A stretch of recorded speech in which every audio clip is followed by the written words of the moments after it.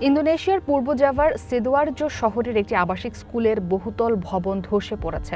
দুর্ঘটনার পর অনেক সময় পেরিয়ে গেলেও এখনো চলছে উদ্ধার কাজ। বিবিসির তথ্যমতে ভবন ধসে অন্তত ৩ জনের মৃত্যু হয়েছে। স্থানীয় সময় বিকেলে আল খোজেনি ইসলামিক বোর্ডিং স্কুলের একটি ভবনে প্রার্থনা চলছিল। এ সময় হঠাৎ ভবন ধসে পড়ে। এ ঘটনায় আহত শতাধিক শিক্ষার্থীকে চিকিৎসার জন্য হাসপাতালে নেওয়া হয়। মাথায় আঘাত পাওয়ায় তাদের মধ্যে বেশ কয়েকজনের অবস্থা গুরুতর।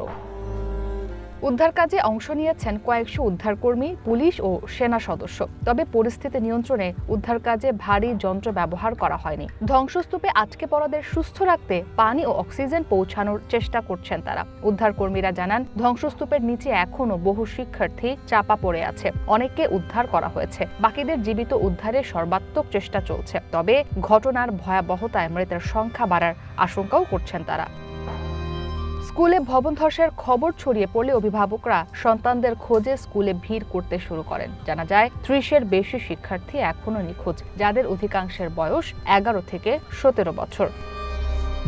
১ মাসেরও কম সময়ের মধ্যে এটি ইন্দোনেশিয়ায় দ্বিতীয় ভবন ধসের ঘটনা। এর আগে সেপ্টেম্বরের শুরুতে পশ্চিম জাভার বোগোর জেলার একটি কমিউনিটি হলে কোরআন তেলাওয়াত অনুষ্ঠানের সময় হল ধসে পড়ে। এ ঘটনায় ৩ জন নিহত ও অন্তত ১২ জন আহত হন।